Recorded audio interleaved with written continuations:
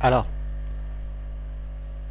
hôm nay chúng ta bắt đầu vào chương 2 thuộc lĩnh vực là cái phần điều kiện. Trước hết ta nhắc lại hai cái phép toán n và o, cái này đã gặp ở chương 1. Bạn lưu ý phép n viết hai dấu n này, phép o dấu này. Không phải là bạn này viết cái này là sai. Hai dấu than này là sai. Hai dấu chấm than sai nha bạn. Cái dấu nó thường là cái phím ở trên cái nút trên phím Enter.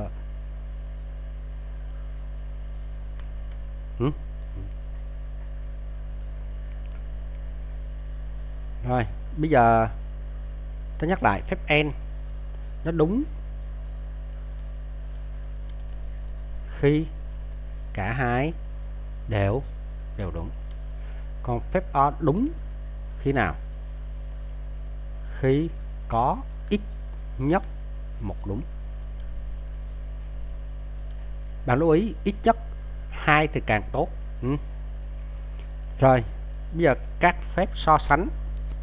Ta có các phép so sánh sau. Cái phép này nó gọi là phép lớn hơn, nhỏ thua, lớn bằng, nhỏ thua bằng, bằng bằng và không bằng. Một số người hay là một số sách người ta nói là lớn hơn hay là nhỏ hơn ha. Tôi thì dùng là nhỏ thua, bằng bằng và không bằng. Ví dụ bạn có cái này int a b, bạn nhập vô cin a b, bạn thử a xuất ra a lớn hơn b.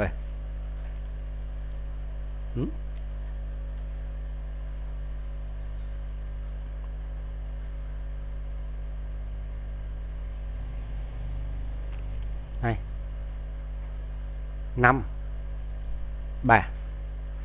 Nhắc lại số 1 là true nha bạn. Rồi 3 5 bằng false ha.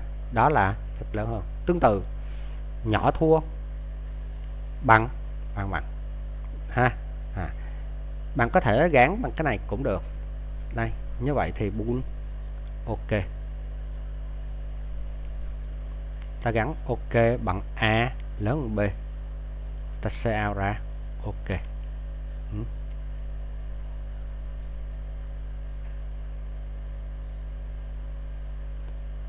8 lớn hơn 9 false.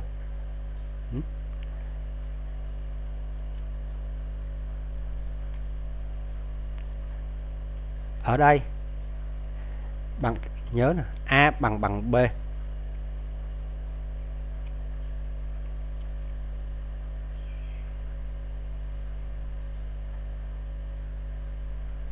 Ví dụ 5 8, 5 bằng 8,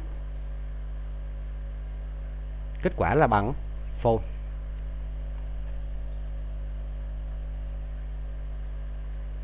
5 bằng 5, kết quả bằng true. Và đó là phép bằng. Bây giờ bạn thử là phép không bằng, là a khác b.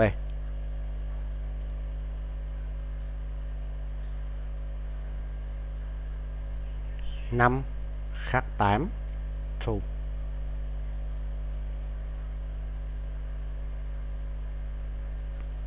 5 khác 5 false.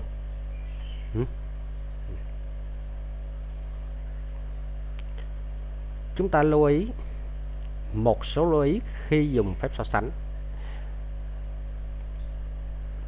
Cái này là phép gán b cho a. Xem lại bài trước nha bạn. Còn cái này là gì? Phép so sánh a có bằng B không. Và tương tự cái này là phép so sánh A khác B không.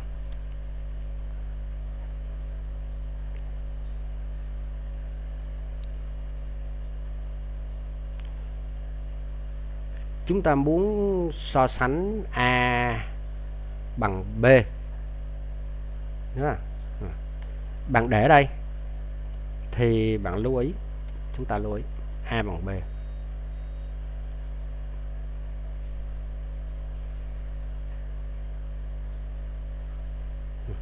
Ba bốn nó bằng 1. Sai nha. Thế này.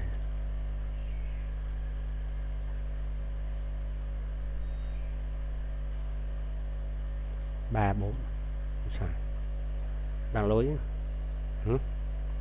Đây là phép A bằng B không, gắn cho OK xuống. Còn cái kia là gắn A cho B. Ví dụ khi bạn để ở đây thì chúng ta sẽ thấy là nó lấy B nó gắn cho A, đúng không nào? Vậy thì khi bạn ta nhập 3 4 nó lấy 4 nó gắn cho 3 là OK nó bằng 3 thì sau nó ra bằng 1, không nói gì hết, vì OK nó lớn hơn không, nó là 1.